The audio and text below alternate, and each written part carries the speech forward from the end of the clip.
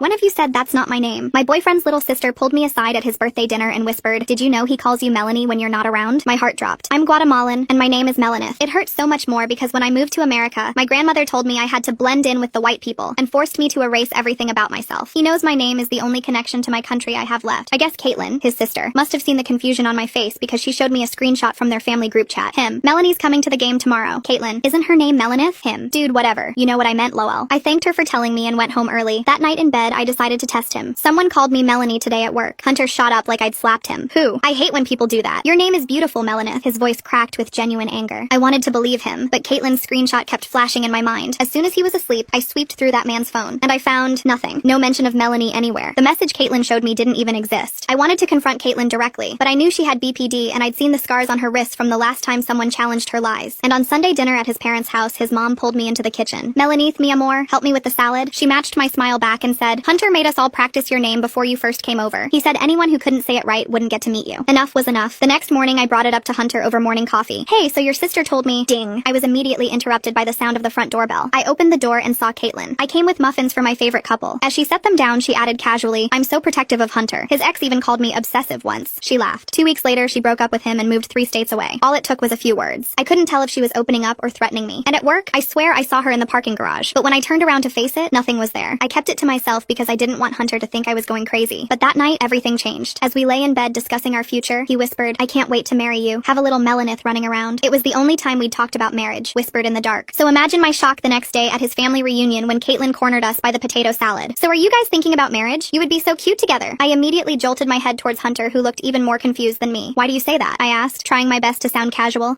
You know, I've been watching 90 Day Fiancé on Netflix, and it's been, making me think of weddings." 90 Day Fiancé has never been on Netflix. Caitlin was stressing me out so much that 2 weeks later, my period was late. I took 5 pregnancy tests just to make sure my womb was empty, and that same evening, Caitlin stopped by. She'd never hugged me before, but suddenly her arms were suspiciously around me, and her hands lingered on my belly. Before I could say anything, she was in our kitchen, pouring red wine into a glass. "Cheers to the happy couple." "Caitlin, it's really late." "Oh, I see," she interrupted me. "If you don't want any wine, that's okay. Is there a specific reason you don't want any, though? Anything you need to tell me?" She held my gaze for a moment too long before excusing herself to the bathroom. The second the door clicked shut, I turned to Hunter. "This is insane. She's crossing every boundary we have. The wine thing? She's implying I'm pregnant. How the hell does she even know to ask that?" Hunter's face crumpled with guilt. I know.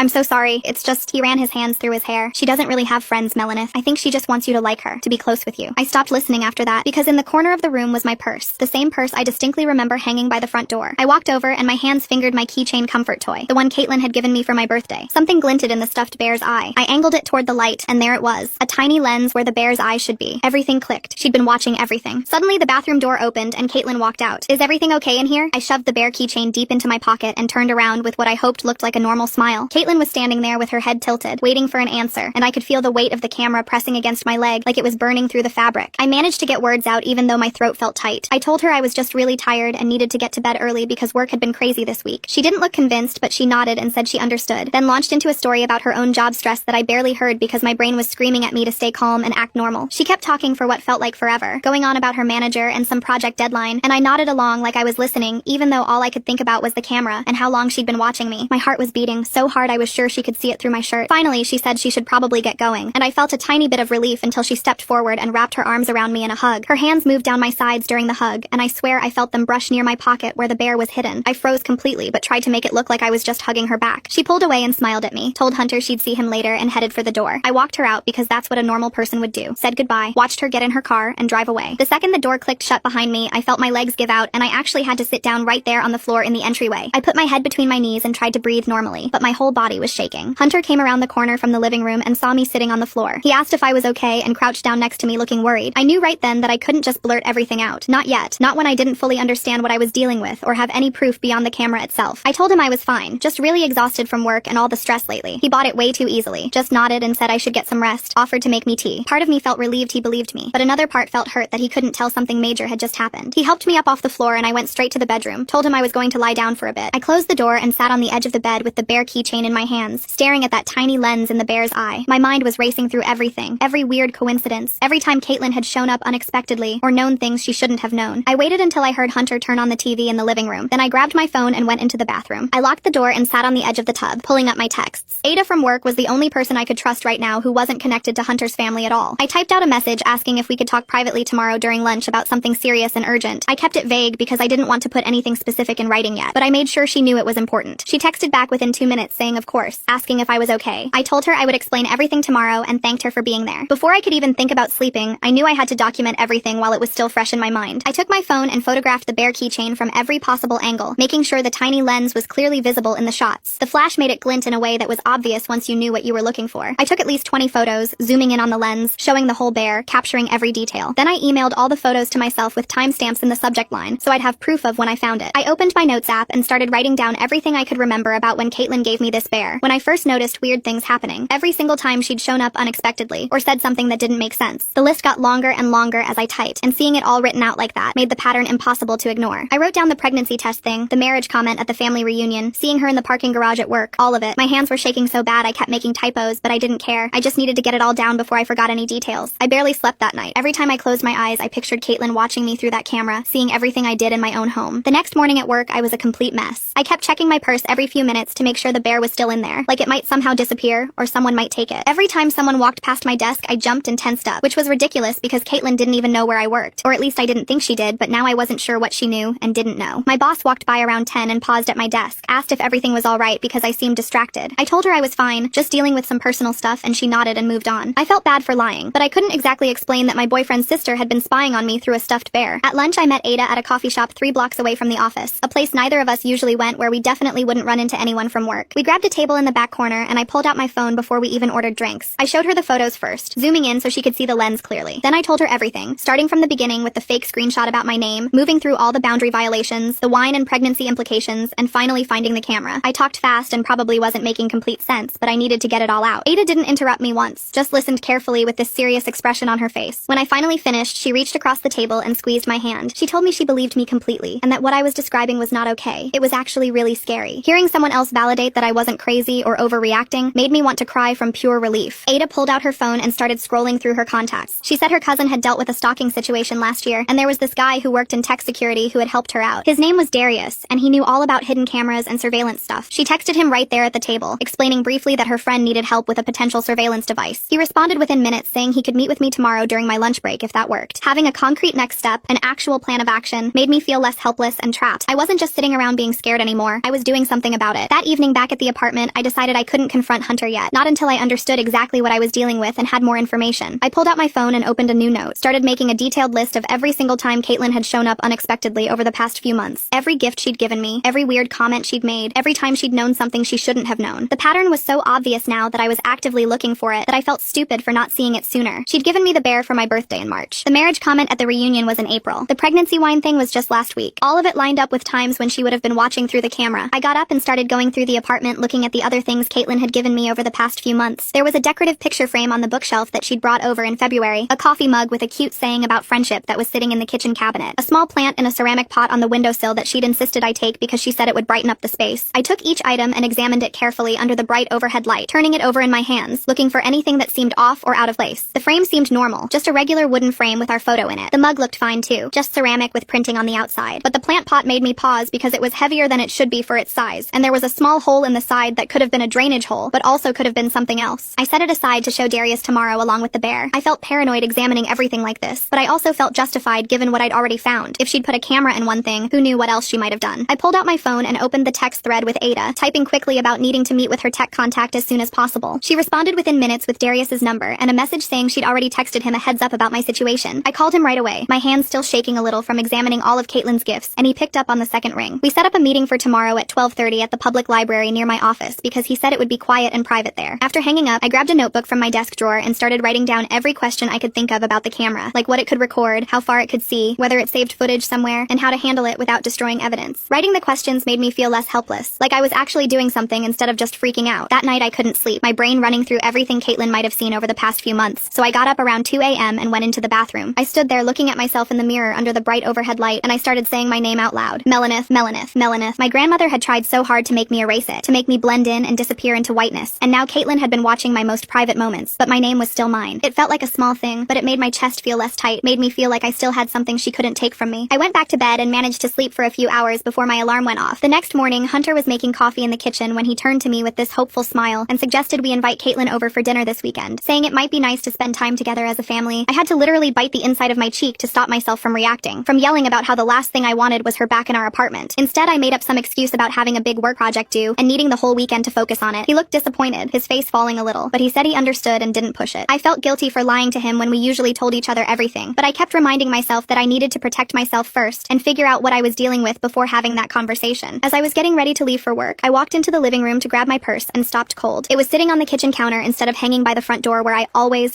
put it. My skin started crawling as I realized Caitlin must have moved it last night when she went to the bathroom, must have touched my things and repositioned everything. I walked over and checked inside the purse, going through every pocket and compartment, but everything seemed normal and in its place. Still, the violation of knowing she'd gone through my stuff made the whole thing feel even more real, even more invasive than it already did. I grabbed the purse and got out of the apartment as fast as I could, needing to be anywhere else. At 12:30, I walked into the library and found the study room Darius had described, a small glass-walled space in the back corner. He was already there, a guy in his late 20s with glasses and a messenger bag, and he stood up to shake my hand when I came in. I pulled the bear keychain out of my purse and set it on the table between us, and he immediately pulled out this small magnifying tool from his bag and started examining it carefully. Within 2 minutes, he looked up at me and confirmed it was definitely a wireless camera, then turned the bear over to show me a tiny SD card slot I'd never noticed before. He explained it could either record locally to that card or stream to a phone app in real time, depending on how whoever installed it had set it up. My stomach dropped as he kept talking, explaining that the camera had probably been watching me for months, recording or streaming everything within about 15 feet of wherever I kept my purse. My bedroom when I hung the purse on my closet door, my bathroom when I set it on the counter, my kitchen when I left it on a chair. Everywhere I went in my own apartment, she'd been watching. Darius must have seen my face go pale because he quickly said we could figure out exactly what was captured and who had access to it, but I barely heard him over this ringing sound in my ears. He reached across the table and touched my arm gently, waiting until I focused on him again before continuing. He told me very clearly that I should not try to access the camera's feed or app myself because it would alert whoever was monitoring it that I knew about the device. Instead, he suggested we document everything thoroughly, take detailed photos and notes about the device, and consider taking it to a forensic specialist who could examine it properly without tipping anyone off. He pulled out a small notebook and wrote down the make and model number of the camera, tearing out the page and handing it to me to keep as evidence. About 10 minutes later, Ada showed up, slipping into the study room and sitting down next to me. She listened as Darius finished explaining the technical details. Then she looked at me seriously and said, I should talk to a lawyer before confronting anyone, even Hunter. She pointed out that what Caitlin did might actually be illegal, like a real crime, and I should understand my options before deciding how to handle any of it. Darius nodded and said he'd be happy to write up a technical report about the device if I needed it for legal purposes, something official that explained what it was and what it could do. I thanked them both, feeling overwhelmed but also grateful that I had people helping me instead of dealing with this alone. Back at my desk that afternoon, I opened a private browser window and started searching for attorneys who handled privacy cases and surveillance issues. I found a firm downtown that offered free initial consultations, which was good because I had no idea how much this kind of thing cost. I called during my afternoon break and the receptionist who answered was professional and calm, not making me feel weird or paranoid for asking about hidden cameras and privacy violations. She got me scheduled for an appointment on Friday afternoon, which was only 3 days away, and I felt a little better knowing I'd have legal advice soon. That evening at home, I waited until Hunter was in the shower. Then I carefully placed the bear keychain into a Ziploc bag and sealed it, trying not to touch it more than necessary. I hid the bag deep in my work laptop case, tucked between some folders and my charger, somewhere Hunter would never think to look or accidentally find it. Then I opened a new document on my laptop and started creating a detailed timeline of everything I could remember about Caitlin's behavior. I wrote down dates and times for every unexpected visit, every weird comment she'd made, every time she'd known something she shouldn't have known. The gift giving started in March with the bear. The marriage comment at the reunion was in April. The pregnancy wine thing was just last week. I added the building security footage I still needed to request, Emilio's observations about her in the parking garage, the screenshots of her texts and social media posts. Writing it all down in one document made the pattern impossible to ignore, made it so clear and disturbing that I had to stop twice because my hands were shaking too much to type. But I kept going until I had everything documented, every single incident I could remember, because I knew I needed this evidence to protect myself and prove I wasn't making things up or overreacting to nothing. That evening when Hunter got home from work, he found me still at my laptop staring at the timeline document. He set down his bag and walked over, resting his hand on my shoulder. I could feel him looking at the screen, but I quickly minimized the window before he could read anything specific. He asked if I was okay, and I told him work had been really stressful lately, that my supervisor was pushing hard on some deadlines. The lie tasted wrong in my mouth, but I kept my face neutral and forced a tired smile. He believed me completely and offered to cook dinner so I could relax, which somehow made the guilt worse. I thanked him and closed my laptop, following him to the kitchen even though my stomach felt too tight to eat anything. We made small talk about his day while he chopped vegetables and I set the table, both of us pretending everything was normal. Around 11 p.m. I was getting ready for bed when my phone buzzed on the nightstand. The text was from Caitlin asking if I was doing okay, because I had seemed really tired when she visited earlier. I stared at the timestamp showing 11:03 p.m. and felt my skin crawl at how late she was texting me. I immediately took a screenshot before even opening the message fully, then another one after I read it. My response was brief and polite, just saying I was fine and heading to bed soon. Every word I typed to her felt like I was building a case now, like I was a lawyer collecting collecting proof instead of just having a normal conversation. I added both screenshots to the folder on my laptop labeled Work Projects 2024, which where I was keeping all the evidence about Caitlin. The next morning, while I was getting ready for work, I remembered something important. My apartment building had a security camera pointed right at the main entrance, one of those dome cameras that recorded everyone coming and going. I wondered if it had caught Caitlin showing up at weird times, maybe times when she told Hunter she was somewhere else. I left for work 15 minutes early and stopped by the building office on my way out. The manager was sorting through mail and looked up when I walked in. I explained that I thought someone might have been messing with my packages and asked if I could request footage from the past month to check. He said it would take 3 to 5 business days to pull all those recordings, but he could definitely do it. I thanked him and filled out a simple request form, making sure to write down the specific dates I remembered Caitlin visiting. At work that day, I could barely focus on anything. I kept staring at my computer screen trying to work on a spreadsheet, but my mind was replaying everything over and over. Around 2 p.m., my supervisor stopped by my desk and pointed out that I had entered the wrong formulas in an entire column, messing up calculations for the whole project. I apologized and said I would fix it right away, feeling my face get hot with embarrassment. During my afternoon break, Ada found me in the break room looking stressed and pulled me aside to the empty conference room. She reminded me that what I was dealing with was really serious, and it was completely normal to be distracted. She told me to be gentle with myself instead of beating myself up for not being perfect at work right now. Her kindness almost made me cry because I had spent the whole day feeling like I was failing at everything. That evening, I was scrolling through Instagram while Hunter watched TV and saw that Caitlin had posted a story. It was just a quote on a plain background that said something about protecting the people you love no matter what. There was no other context, no explanation, just that vague quote sitting there. I took a screenshot immediately and added it to my evidence folder. The post felt like a message, but I couldn't tell if she somehow knew I had found the camera or if this was just her usual dramatic social media behavior. About an hour later, my phone buzzed with a text from Hunter's mom asking if I wanted to meet her for lunch next week. She wrote part of the message in Spanish, asking how I was doing and saying she missed seeing me. The warmth in her words made my chest feel tight because his family had been so welcoming to me, and now this whole situation with Caitlin was threatening to destroy all of that. I texted back accepting the lunch invitation because I genuinely liked her and thought maybe she could help me understand Caitlin better, or at least give me some perspective on the family dynamics. The next day at work, the building manager emailed me saying the footage request was processed and should be ready by early next week. Just knowing I would soon have video evidence of Caitlin's comings and goings made me feel more prepared, like I was actually building a real case instead of just being scared and paranoid. I forwarded the email to my personal account as a backup, then saved it in 3 different places because I was terrified of losing any evidence. Friday afternoon, I took a half day off work and drove downtown to meet with Joan at her law office. I brought a folder with printed copies of everything, my whole timeline with dates and times, the photos of the bear camera from every angle, the technical notes Darius had written about the device, and screenshots of all Caitlin's texts and Instagram posts. Joan sat across from me at her desk and went through each page carefully, making notes and asking specific questions about when things happened. After about 20 minutes, she looked up and told me directly that what Caitlin did was absolutely a violation of privacy laws in our state. She explained I potentially had grounds for criminal charges and also for a civil lawsuit if I wanted to pursue that. Joan walked me through all my options one by one. I could file a police report to create an official record. I could request a protective order that would legally require Caitlin to stay away from me. I could send a cease and desist letter as a formal warning. She stressed that courts really like to see that someone tried to resolve things directly before escalating to legal action, so I should document any boundary setting I did with Caitlin before going straight to police. She also warned me that involving police when someone has mental health issues can get complicated and messy, but that didn't mean I shouldn't protect myself. I left her office feeling both empowered and overwhelmed, clutching the folder of evidence against my chest. That evening, I sat down at my laptop and opened a new text message to Caitlin. I typed out that I needed her to stop making visits without calling first, to please ask before giving me any more gifts, and to give me some space to focus on my relationship with Hunter. I read the message over about 20 times, changing words and rephrasing things, trying to make it firm and clear, but not cruel or aggressive. Finally, around 9 p.m., I closed my eyes and hit send before I could second-guess myself again. My phone buzzed less than 5 minutes later. I watched the screen light up with Caitlin's name and felt my stomach drop. The first message said she was so hurt that I would push her away like this when she was just trying to be a good friend and sister. The second message came 30 seconds later saying she understood I needed space and she would respect that. Then a third message asking what she did wrong and if this was about something specific. I took screenshots of each message as they came in, my hands moving on autopilot while my brain tried to process how quickly she was cycling through different emotional tactics. Another message popped up saying she thought we were becoming close and she valued our friendship so much. I added each screenshot to the folder on my phone labeled evidence and turned off my notifications so I wouldn't see if more came through. Hunter walked into the living room and stopped when he saw me sitting on the couch staring at my phone with what must have been a pretty stressed look on my face. He asked what was wrong and I realized I couldn't keep putting this off anymore. I told him we needed to have a serious talk and asked him to please sit down. My hands were shaking so badly I almost dropped my phone as I pulled up the photos of the bear camera. I showed him the pictures first, zooming in so he could see the tiny lens clearly visible in the stuffed animal's eye. Then I walked him through my whole timeline of Caitlin's behavior, starting with the fake screenshot about my name and going all the way through to finding the camera. I explained how she knew about the pregnancy tests, about our private marriage conversation, about things she shouldn't have known unless she was watching or listening somehow. Hunter stared at the photos on my phone for what felt like forever without saying anything. I could see his face going through different expressions as he tried to process what this meant about his sister. When he finally spoke, his voice was quiet and he said he was horrified and angry that she would do this to me. But then he asked if he could talk to Caitlin first before we got police or lawyers involved because she was his sister, and he was really worried about how she would react if we went straight to authorities. authorities. I felt something hot and sharp in my chest when he said that. We spent the next 2 hours talking through what to do next, and it turned into the first real fight we'd ever had as a couple. I got why he was worried about Caitlin's mental health, but I was so mad that he was asking me to wait when I was the one who got violated. I told him I'd been watched in my own home for months, in my bedroom and bathroom, and he wanted me to just pause while he tried to handle it gently with his sister. He said he wasn't asking me to do nothing, just to let him try talking to her first. We went back and forth for a while until we finally reached a compromise on some immediate safety steps we could take right away. We agreed to change our locks so Caitlin couldn't get in anymore, to tell her clearly she wasn't allowed to visit without calling first, and to secure anything private or valuable in our apartment. Hunter promised that if Caitlin didn't respect the boundaries, or if anything else happened at all, we would go straight to the police with no more delays. We also agreed to be completely honest with each other going forward, and to make decisions together as a couple, instead of him trying to protect his sister while I tried to protect myself. It wasn't the perfect solution I wanted, but at least it felt like we were on the same team now, instead of pulling in different directions. The next morning, a locksmith showed up at our apartment and installed brand new locks on our door. I made it clear that only Hunter and I would have keys besides the building manager, no spare for family members or anyone else. While the locksmith was finishing up, Hunter called Caitlin and told her about the new lock policy, and that she needed to call before visiting from now on. I could hear her crying through the phone from across the room, but Hunter stayed firm with the boundary he was setting. Hearing him actually hold that line with her made me feel more confident that we could handle this together. After the locksmith left, I ordered a basic security camera from Amazon that pointed at our front door and sent motion alerts to both our phones. It wasn't fancy, but knowing I would have a record of anyone who approached our apartment made me feel safer. Hunter helped me install it that afternoon and mount it in the right spot, and he didn't complain about the cost, even though we hadn't budgeted for it. That evening, Hunter said he wanted to meet Caitlin at a coffee shop to talk to her privately about everything that happened. I told him I would stay home because I wasn't ready to face her yet, and honestly wasn't sure I could trust myself not to lose my temper and make things worse. He left around 6, and I spent the next 3 hours cleaning the apartment like a crazy person, scrubbing counters that were already clean and organizing drawers that didn't need it. I kept checking my phone every few minutes to see if Hunter had texted, but there was nothing. When he finally came home after 9, it had been almost 3 hours, and he looked completely exhausted. He sat down on the couch and told me that Caitlin denied everything at first, saying she had no idea what he was talking about with any camera. Then she started crying and said she was just trying to look out for me and make sure I was good enough for him. After that, she got angry and accused him of choosing me over his own family. He said he wasn't sure what to believe about her real intentions, but he had told her very clearly that the camera was absolutely not okay, and she needed to respect our boundaries going forward. I felt frustrated that he was still giving her the benefit of the doubt about her intentions when the evidence was right there in front of us. But I could also see how hard this was for him, having to choose between supporting me and protecting his sister. Hunter admitted that he asked Caitlin if there was any other proof besides the camera itself, like an app or device that would show it was connected to her phone. She denied having anything like that and said maybe someone else put the camera there to frame her. He seemed really torn between believing her story and believing what I was telling him, which hurt even though I understood family loyalty was complicated. I reminded him that we would know more once the building security footage came in, and once Darius could do the full technical analysis of the camera device. The next morning, my phone rang while I was getting ready for work, and Darius's name popped up on the screen. I answered quickly, and he told me he'd been researching the camera model online late into the night. The manufacturer keeps logs of every device that gets paired with their cameras through the app, and a forensic specialist should be able to pull that data without alerting whoever might be watching. He gave me the name of a shop downtown that does this kind of technical work, and said he could come with me if I needed support. I wrote down the shop's information and thanked him for looking into it so thoroughly. As soon as I hung up with Darius, I called the forensics shop and explained my situation to the woman who answered. She told me they could create a complete copy of everything on the device without connecting to it or tipping off anyone who might be monitoring the camera feed. The whole process would take a few days and cost $300, which felt totally worth it if it meant I could prove whose phone the camera was linked to. I scheduled an appointment to drop off the bear on Monday morning, and she gave me a case number to reference. Hunter's mom called me later that day about the lunch plans we'd made, and just hearing her warm voice made my eyes water a little. We agreed to meet at a small family restaurant she picked near her house, and when I walked in Saturday afternoon, she was already sitting in a corner booth. She stood up to hug me and immediately noticed something was off because she pulled back and looked at my face closely. I gave her a simple version of what was happening with Caitlin, leaving out some of the more disturbing details but being honest about the camera and the boundary violations. Her reaction surprised me because she didn't seem shocked at all, just sad and a little resigned. She started explaining that Caitlin has struggled with boundaries and getting too attached to people since she was really young, even as a small child. The family had tried to get her help over the years, but they'd also made excuses for her behavior sometimes, which she admitted wasn't helpful in the long run. She told me Hunter has always felt especially responsible for protecting Caitlin because he's her older brother, and he saw how much she struggled growing up. That helped me understand why he'd been so defensive and hesitant to believe the worst about his sister's actions. Then Hunter's mom looked me right in the eyes and said very clearly that what Caitlin did was completely wrong no matter what her mental health issues were, and that I had every right to protect myself and set whatever boundaries I needed. On Monday morning, the building manager called my cell to say the security footage I'd requested was ready for me to review. I went down to his office during my lunch break and he pulled up the video files on his computer screen. Sure enough, there was Caitlin clear as day walking into our building at 10 at night on a Tuesday from 2 weeks ago, the same night she'd told Hunter she was staying at a friend's place across town. The manager scrolled through more footage and we found 3 other times she'd come and gone at weird hours when she'd claimed to be somewhere else entirely. I asked him to save all of it to a USB drive for me and explained I was dealing with a difficult situation and might need the footage as evidence. He stayed professional about the whole thing and didn't pry into the details, just made me a copy and wrote in his log that I'd requested it. it. Before I left his office, I also mentioned that Caitlin was no longer welcome in the building without my direct permission, and he made a note of that in the system too. That same afternoon, I was walking through the lobby on my way back from getting the mail when my neighbor from down the hall stopped me. His name is Emilio, and we'd always been friendly in passing, but never really talked much. He asked if everything was okay, and mentioned he'd noticed Hunter's sister hanging around the parking garage late at night a few times recently. He said she'd just been sitting in her car or walking around between the rows of vehicles, and it had struck him as strange behavior. I thanked him for telling me and asked if he'd be willing to write down what he saw with specific dates and times if he could remember them. He agreed right away and said he'd email me a statement by the end of the day. On Tuesday morning, Darius met me at the forensics shop like he'd promised, and we handed over the Bear camera to the technician who worked there. She explained the entire process they'd used to image the device data without connecting to any networks or alerting anyone monitoring it. She said the results should be ready by Friday afternoon and gave us both her direct number to call. Knowing I'd soon have solid proof of whose phone the camera was paired with made me feel relieved and anxious at the same time. That evening after work, I sat down at my laptop and composed a long email to Joan with all the new evidence I'd collected over the past few days. I attached screenshots of the building security footage showing Caitlin entering at odd hours, Emilio's written statement about seeing her in the parking garage, the intake paperwork from the forensics shop, and the latest batch of screenshots from Caitlin's messages and social media posts. Joan responded within an hour saying this new evidence made my case significantly stronger and that we should be ready to take legal action if Caitlin didn't comply with the boundaries we were setting. The next day at work, my supervisor asked me to come by HR for what she called a routine check-in. When I sat down across from her, she mentioned she'd noticed I seemed more stressed and distracted than usual lately. I decided to be honest and told her I was dealing with a difficult personal situation involving someone who'd violated my privacy. I asked if I could take a personal day next week for some legal appointments I needed to attend. She approved it right away without making me explain further, and said she wanted me to feel supported rather than worried about my job performance. When I got home that evening, Hunter was already making dinner and he asked me to sit down because he wanted to talk about everything. He said he understood how serious this was, but asked if we could give his family a little more time to handle things internally before we brought in lawyers or police. I felt my whole body tense up because I'd been patient for months while Caitlin violated my privacy, and now he wanted me to wait even longer. We went back and forth for almost an hour, and I could feel myself getting more frustrated with every minute that passed. Finally, we reached a compromise that I could live with. We agreed on a firm deadline where if Caitlin broke any boundaries at all, or if the forensics proved she was definitely monitoring me, then we'd take immediate legal action with no more delays or excuses. Hunter wrote it down on paper and we both signed it, which felt silly, but also made it feel more real and binding. The rest of the week dragged by so slowly, I thought I might lose my mind waiting for Friday to come. I kept checking my phone every few hours to see if the forensics shop had called early with results. Every time my phone buzzed, I jumped thinking it might be them. Work was almost impossible to focus on because my brain kept running through all the possible outcomes and what I'd do depending on what they found. Friday afternoon finally arrived, and at 2:47 p.m. my phone rang with a number I didn't recognize. I stepped outside into the parking lot to take the call, and the forensics technician got right to the point without any small talk. The camera had been actively paired with a phone as recently as last week, and the device model matched the iPhone that Caitlin carries. She explained that they'd also found the camera had been recording to its internal storage for approximately 4 months, with footage automatically deleted after 30 days to make room for new recordings. 4 months. She'd been watching me for 4 entire months. I thanked her and ended the call, then just stood there in the parking lot staring at nothing while cars drove past me. My hands were shaking so badly I almost dropped my phone twice while trying to pull up Joan's number. She answered on the second ring, and I told her the forensics results without even saying hello first. Joan said this was exactly the kind of concrete evidence we needed, and that she'd start drafting a formal cease and desist letter right away. She asked me to email her the forensics report and said she'd have a draft ready for me to review by the end of the day. I sent her the report from my phone right there in the parking lot, then went back inside to finish my workday, even though I couldn't concentrate on anything. Joan emailed me the draft letter at 6:23 p.m., and I read through it 3 times on my phone before I even left the office. The letter cited specific incidents with dates and times, the camera evidence, the forensics report proving it was Caitlin's phone, and the building security footage showing her unauthorized entries. It demanded that Caitlin stop all contact with me, stay away from my home and workplace, delete any recordings she had of me, and confirm in writing within 5 business days that she'd comply with everything. Reading it all laid out in formal legal language made the whole situation feel even more real and serious than it already did. When I got home, Hunter was waiting for me, and we sat down at the kitchen table to review the letter together. I watched his face while he read through each page, and I could see the exact moment when it really sank in for him how bad this was. The forensics proof that it was definitely Caitlin's phone connected to the camera removed any possible doubt he might have had left. He sat there quiet for a long time after he finished reading, just staring at the papers spread out on the table in front of us. Then he looked up at me and said he supported sending the letter and would back me up completely with his family no matter what happened next. We spent the weekend preparing ourselves for whatever reaction the letter might cause. Hunter called his parents and gave them a heads up that we were taking legal action, but didn't go into all the details over the phone. His mom sounded worried, but said she understood we needed to protect ourselves. On Monday morning, we drove to the post office together and sent the cease and desist via certified mail to Caitlin's address, so we'd have proof she received it. Hunter also emailed her a copy from his personal email account so she couldn't claim she never got it. We went back home and I tried to do some work on my laptop while Hunter cleaned the apartment to keep himself busy. At 11:47 a.m., his phone started ringing and it was his mom calling. Hunter answered and immediately his face changed as he listened to whatever she was saying. He put the call on speaker and his mom explained that Caitlin had just shown up at their house crying and saying I was trying to destroy their family. She said Caitlin was having a complete breakdown and kept asking why everyone was turning against her. Within the next hour, Hunter got calls from his dad dad, and 2 of his cousins, all wanting to know what was going on. Suddenly, the whole family was involved and getting pulled into the situation. His mom called back a second time, and I could hear the stress in her voice as she tried to mediate between supporting us and worrying about Caitlin's mental state. Hunter's dad sent him a long text message asking if we could all sit down and talk this through as a family before things escalated further. The stress and chaos of everyone calling and texting became too much for me to handle. I felt like I was drowning in other people's opinions and emotions when I was the one who'd been violated. I told Hunter I needed to stay at Ada's apartment for a few days to get some space and feel safe away from everything. He was at his parents' house trying to calm everyone down when I packed a bag with enough clothes and toiletries for almost a week. I left him a note on the kitchen counter saying I needed some time, but that I loved him and we'd figure this out together. I also wrote that I wasn't angry at him, but I needed to be somewhere that felt completely safe right now. Driving to Ada's place, I felt this weird mix of guilt for leaving and relief at getting away from the apartment where I'd been watched for so long. Being in a different space where Caitlin had never been and couldn't show up unexpectedly made me feel like I could finally breathe properly again. Ada had already set up her guest room for me and had bought my favorite snacks from the store. She didn't ask a million questions or try to give me advice, just let me exist in her space without any pressure. Hunter texted me around 9 p.m. saying he understood why I needed space and that he was sorry his family was making everything harder. He said he'd told his parents the full story with all the evidence and made it clear that Caitlin's behavior was completely unacceptable, regardless of her mental health struggles. He wrote that he'd asked them to stop calling and texting me and to give us both some room to breathe. His last message said he was on my side and asked me to be patient while he worked things out with his family, but promised he wouldn't let them pressure me into anything. I texted back a short response saying I appreciated him standing up for us and that I'd be ready to talk more in a day or two. The next morning, I woke up to a voicemail from Hunter's mom asking if I'd be willing to come to their house for a mediated conversation with everyone present. She said they all wanted to hear my side directly and work together to find a solution that protected everyone involved. I called Joan before responding to anyone and explained the situation. She walked me through exactly how to handle a family meeting like this. Stay calm, no matter what anyone says. Stick to facts instead of emotions. Don't get drawn into arguments about intentions or mental health, and have clear boundaries about what I needed going forward. She said I should agree to the meeting, but insist that she be available by phone if I needed legal guidance during the conversation. I called Hunter's mom back and told her I'd come to the meeting, but that my attorney would be on standby if needed. 2 days later, I drove to Hunter's parents' house with a folder containing copies of all my evidence. Hunter met me at the door and walked in with me holding my hand. We sat down in their living room, and I found myself across from Caitlin for the first time since I'd discovered the camera. Hunter's parents sat on either side of her, and Hunter sat next to me. I took out my evidence and started presenting everything calmly and clearly, just like Joan had advised. I showed them photos of the camera and the bare keychain with the lens visible. I explained the forensics report that proved it was paired with Caitlin's phone and had been recording for 4 months. I showed them the building security footage with timestamps of Caitlin entering at odd hours when she'd claimed to be somewhere else. I read Emilio's written statement about seeing her in the parking garage late at night. I walked them through my timeline of incidents with specific dates and examples. The whole time I focused on facts and what happened without attacking Caitlin's character or bringing up her mental health issues, even though I wanted to scream about how violated I felt. Caitlin's reaction kept changing every few minutes, like she couldn't decide which approach would work best. First, she started crying and said she was just trying to protect Hunter and make sure I was good enough for him. She said she'd seen him get hurt before and couldn't stand to watch it happen again. Then she switched to minimizing everything and said it wasn't that serious, and I was overreacting to something that wasn't a big deal. She claimed lots of people have security cameras, and this was basically the same thing. Hunter's dad interrupted her and said no, this was completely different, and she knew it. Then Caitlin shifted again and admitted vaguely that she'd gotten too attached to our relationship and made some mistakes in how she tried to be involved. But even with that admission, she never fully took responsibility for violating my privacy or acknowledged how wrong it was to secretly record me. She kept using phrases like things got out of hand and I didn't mean for it to go this far instead of actually apologizing or admitting what she'd done. Hunter's parents looked uncomfortable and kept glancing at each other while Caitlin talked. His mom reached over and put her hand on Caitlin's arm, but didn't say anything to excuse or defend her behavior this time. Hunter's dad cleared his throat and looked directly at me with this exhausted expression. He said they believed me completely, and that seeing everything documented like this was shocking and upsetting. His mom kept her hand on Caitlin's arm and told me she was so sorry they hadn't recognized how serious things had gotten, that they should have stepped in sooner when they noticed Caitlin crossing boundaries. They both agreed right there that Caitlin couldn't visit our apartment anymore and needed to stop all contact with me completely. Hunter's dad said they would make sure Caitlin started therapy immediately and would help us enforce whatever boundaries we needed. It wasn't perfect, and I could tell they were struggling with the reality of what their daughter had done, but hearing them actually support me instead of making excuses felt like more than I'd hoped for going into this meeting. The next morning, Joan met me at the police station downtown, and we filed an official report about everything that happened. I brought copies of all my evidence, and the officer who took our statement was this older guy who didn't make me feel stupid or dramatic for reporting it. He looked through the forensics report proving the camera was paired to Caitlin's phone and told me directly that what she did was definitely illegal under our state's surveillance laws. He explained that secretly recording someone in their private space without consent was a crime, and I had every right to pursue charges if I wanted to. For now, Joan and I decided to hold off on requesting a protective order to see if Caitlin would actually comply with the family's agreement, but having everything officially documented in a police report made me feel way more protected. The officer gave me a case number and said I could come back anytime if the situation escalated or if I changed my mind about pressing charges. That evening, Hunter and I drove to Ada's apartment where I'd been staying and sat at her kitchen table to talk through everything we needed going forward. Ada made us coffee and gave us space while we worked on creating a written agreement about our relationship and boundaries. Hunter wrote down that he wouldn't share any details about our private life with Caitlin anymore. anymore. Not even casual stuff about our plans or conversations. We agreed to have weekly check-ins where we'd both talk honestly about how we were feeling and whether we felt safe and respected. The most important part was writing down that if Caitlin violated any boundary even once, we would go straight to the police for a protective order with no more chances or family mediation. Hunter signed it and I signed it, and we both kept copies on our phones. Writing it all down and making it official between us made the agreement feel real and binding instead of just promises we might forget about later. The next day, Ada helped me move all my stuff back into our apartment, and we spent the whole afternoon securing my digital privacy. I changed every single password I had for email, social media, banking, everything. Ida showed me how to set up two-factor authentication on all my accounts, so even if someone had my password, they couldn't get in without my phone. I went through Instagram, Facebook, and Twitter, and removed Caitlin from my friends lists and blocked her number in my phone. Each small action of taking back control over my own information felt like I was reclaiming a piece of myself that had been violated. Ada stayed until we finished everything and ordered pizza for dinner, and having her there made the whole process feel less scary and more like I was just doing normal maintenance on my life. Later that evening, Hunter sat down with his phone and drafted a text message to Caitlin that said basically the same things as the cease and desist letter Joan had sent. He wrote that she wasn't allowed to contact me in any way, couldn't visit our home, and needed to stop trying to monitor or track us. He told her he loved her and always would because she's his sister, but that her behavior was completely unacceptable and there had to be real consequences for what she'd done. I watched him type it and revise it a few times before finally sending it, and I could see how hard it was for him to set that boundary so firmly with someone he cared about. But seeing him actually do it and not make excuses or soften the message made me feel way more secure about our relationship and our future together. A whole week went by after that with absolutely no contact from Caitlin. Her Instagram and Facebook accounts went completely quiet with no new posts or stories, which was weird because she usually posted multiple times a day. I checked the building security app every morning, and there were no logged attempts of her trying to enter our building or even walking past the entrance. The silence felt almost eerie after months of her constant presence in our lives, and I caught myself being super hyper-vigilant about everything. I checked the door camera on my phone like 50 times a day and kept looking over my shoulder when I walked to my car or went to the store. But gradually, over those 7 days, I started to relax just a tiny bit, like maybe the boundaries were actually going to work, and I could start feeling safe again in my own life. At work, I scheduled a meeting with my supervisor and someone from HR to explain what had been going on. I told them I'd been dealing with a stalking situation involving my boyfriend's sister, but that it was now being handled through legal channels and family agreements. My supervisor was really understanding and didn't ask for a bunch of details that would have been embarrassing to share. HR adjusted my workload temporarily, so I had fewer tight deadlines while I was dealing with everything, and they moved my desk to a less visible spot in the office away from the windows and main entrance. Over the next few days, my work performance started to get better, because I wasn't constantly distracted by worrying about Caitlin showing up or watching me somehow. I actually finished a big project on time, and my supervisor complimented my work, which made me feel more like myself again, instead of just a victim of someone else's obsession. During that same week, Hunter's mom texted asking if I wanted to meet her for coffee, and we met at this quiet place near her house. She immediately apologized again for not recognizing how serious Caitlin's behavior had become over the past few months. She explained that the family had kind of normalized a lot of Caitlin's boundary issues over the years because of her mental health struggles, making excuses for behavior that actually wasn't okay. She said seeing everything laid out as documented evidence with timestamps and forensics reports was a huge wake-up call for both her and Hunter's dad. She promised to stay in regular touch with me and support both me and Hunter through whatever came next with Caitlin's treatment and recovery. Having her say all that and really mean it made me feel less alone in this whole situation, like I had someone from his family actually on my side who understood what I'd been through. 2 weeks after the family meeting, Hunter told me he'd started seeing a therapist to work through his feelings about his sister and his own role in enabling her behavior for so long. He didn't make any big dramatic promises about becoming a completely different person overnight, but he shared some of what he was learning about healthy boundaries and complicated family dynamics. His therapist was helping him understand that protecting Caitlin from consequences had actually made things worse for everyone, including her. Hearing him take real responsibility for his part in how things got so bad and actively working on himself in therapy made me feel way more hopeful about our future together as a couple. One afternoon, I stopped at a coffee shop near my office to grab a latte before heading home. When the barista called out my order, I noticed she'd written Melanie in black marker on the cup. In the past, I would have just let it go and pretended not to notice because correcting people felt awkward and demanding. But this time, I walked back up to the counter and politely told her my name was actually Melanith and asked if she could remake it with the correct spelling. She apologized right away and made me a new drink with my real name written carefully on the cup. It was such a small thing that probably didn't matter to anyone else, but to me, it felt like reclaiming a piece of my identity that I'd let other people diminish for too long. My name was the only connection I had left to Guatemala and my heritage, and I wasn't going to let anyone erase it anymore, not even by accident. 3 weeks passed without any sign of Caitlin, and I started to feel like I could breathe normally again. Then one Tuesday evening, while Hunter and I were watching TV, his phone rang and I saw his mom's name on the screen. He answered on speaker, and she got straight to the point. She told us that Caitlin had started seeing a therapist twice a week and asked them to pass along that she was working on herself. His mom made it super clear this wasn't Caitlin asking for contact or forgiveness, just information she wanted us to know. The message coming through his parents instead of directly from Caitlin showed she was at least following the no contact boundary for now. Hunter thanked his mom and we hung up, and neither of us really knew what to say about it. A month after everything came out into the open, Hunter and I stood in our kitchen cooking pasta together. The door was locked with the new deadbolt, and the security camera by the entrance was recording like it always did now. As we chopped vegetables and stirred sauce, we talked honestly about everything we'd lost. Some of the easy trust was gone, some of the innocence about his family, some of the the relaxed feeling we used to have in our own home, but we also talked about what we wanted to keep building together despite all the mess his sister had created. It wasn't some perfect happy ending where everything was magically fixed. It was just real life, with both of us choosing to keep trying and naming the hard stuff out loud instead of pretending it didn't exist. And that's the story with a little lesson tucked inside. I love when a simple moment reminds us how much we can still learn. If this gave you something new to think about, that's all I could ask for. Subscribe so you'll be ready for the next one.